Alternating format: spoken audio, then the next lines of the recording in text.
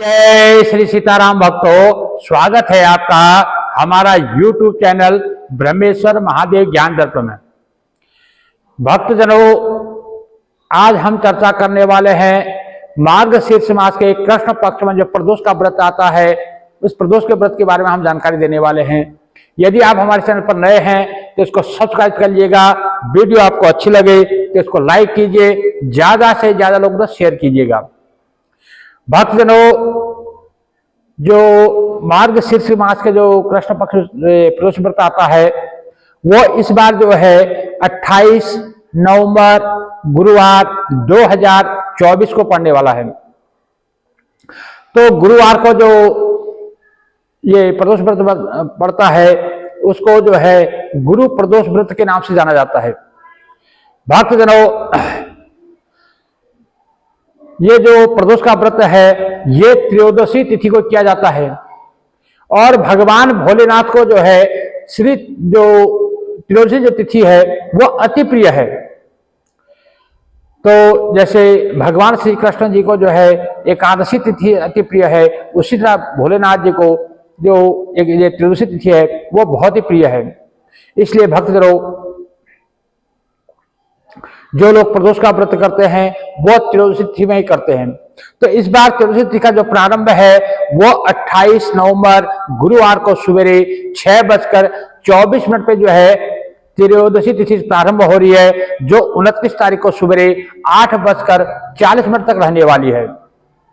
भक्तजनों, जो प्रदोष का जो व्रत है, इसका जो मुख्य जो पूजा होती है शाम को प्रदोष काल में होती है। तो जो प्रदोष काल का जो समय रहता है, जो शाम जो सूर्यास्त के समय लगभग 3 घड़ी पहले से लेके 5 घड़ी बाद तक का जो समय है, उसको जो है प्रदोष व्रत कहते हैं। वैसे आमतौर पर जो है हम मतलब मोटी भाषा में उसको 6 बजे से 9 बजे तक कह सकते हैं, परंतु सूर्योदय के हिसाब से ये आगे पीछे होता रहता है। जिस समय, जैसे कि इस समय जो है ये दिल्ली के अंदर जो है इस समय शाम को 5:20 पे जो है सूर्यदेव अस्त हो रहे हैं। तो इस प्रकार से जो है, तो 3 घड़ी पहले का मतलब हो गया कि 1.25 घंटा पहले, यानी कि लगभग 4 बजे से हमारा जो है 4 बजे से जो है हमारा प्रदोष काल जो है शुरू हो जाएगा। उसके बाद 3 घंटा जोड़ लीजिएगा, तो उसके बाद जो है इस हिसाब से इसको माना जाता है। भक्तजनों, इस बार जो है ये गुरु प्रदोष व्रत पड़ेगा। गुरु प्रदोष व्रत की जो कथा है वो हम पहले वीडियो में सुना चुके हैं। उसका लिंक आपको आप जाएंगे डिस्क्रिप्शन में जाएंगे, लिंक उसका मिल जाएगा, वहां से कथा को सुन सकते हैं। बृहस्पतिवार का जो प्रदोष जो होता है, यह शत्रु विनाश के लिए, घर में सुख समृद्धि के लिए और किसी प्रकार का रोग शोक इत्यादि आदि व्याधि के हरण के लिए इस व्रत को किया जाता है। भक्तजनों, प्रदोष के जो व्रत के नियम हैं हम पहले ही बता चुके हैं। अब फिर एक बार संक्षेप में बता दें कि एक दिन पहले, यानी कि द्वादशी के दिन सायंकाल में जो है द्वादशी के दिन जो है सात्विक भोजन लेना होता है और ब्रह्मचर्य का पालन करना होता है, और रात्रि के समय जो है धरती पर शयन करना होता है। और प्रदोष के दिन जो है सुबह ब्रह्म मुहूर्त में उठ करके सबसे पहले भगवान सूर्यदेव को नमस्कार करें, सूर्यदेव को अर्घ्य दें, धरती को नमस्कार करें। उसके बाद में अपने घर में जो बड़े बुजुर्ग हैं उन सबको नमस्कार कर लें, और उसके बाद जो आपका पूजा का स्थल है उस पूजा के स्थान में बैठ करके अपना जो है एक सुंदर घी का दीपक जला करके सबसे पहले अपने गुरु जी का ध्यान करें, और उसके बाद जिनकी प्रेरणा से आप इस व्रत को कर रहे हैं उन गुरुदेव का भी जो है प्रणाम करें। उसके बाद एक संकल्प जरूर लें, अपना नाम, अपना गोत्र, अपना स्थान इत्यादि जो है बोला जाता है।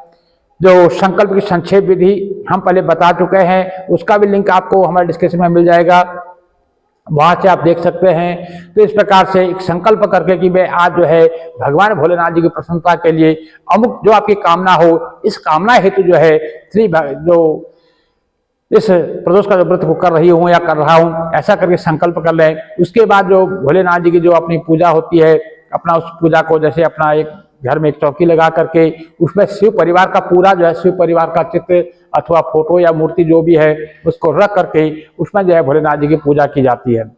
इसकी जो मुख्य पूजा होती है वो शाम को जो है प्रदोष काल में की जाती है। तो इस प्रकार से उसका पूजा करें और उसके बाद इसको जो है आपके आसपास में जहां कहीं भी कोई शिव मंदिर हो, उस शिव मंदिर में जाकर के एक लोटा जल जरूर चढ़ाए। क्योंकि मैं जल चढ़ाने की बात जो है पहले बता चुका हूं। जैसे कि अपने घर से एक लोटे में जल भर कर जाना है, उस पर सफेद चंदन, चावल और काले तिल इत्यादि जो है डाल करके अपना जो है घर से जाना है। शिवाय नमः या श्री शिवाय नमस्तुभ्यम बोलते हुए घर से निकलना है और मंदिर में जाकर के एक लोटा जल चढ़ाना है।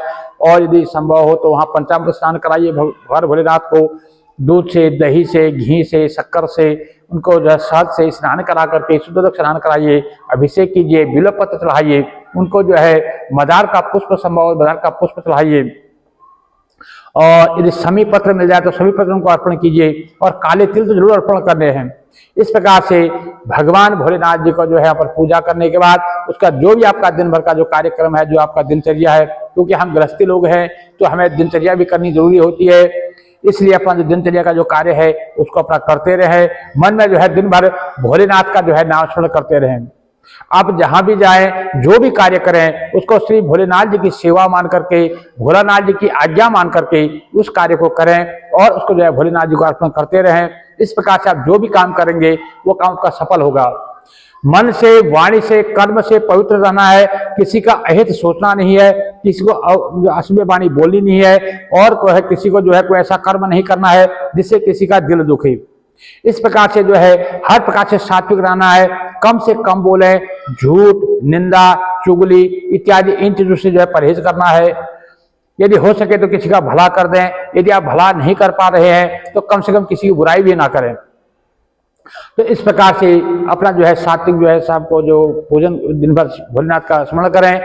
सायंकाल में जब प्रदोष काल शुरू हो रहा हो, यानी सूर्यास्त से 3 घड़ी पहले, लगभग सवा घंटा पहले जो है आप जो है शिव मंदिर में पहुंच जाएं।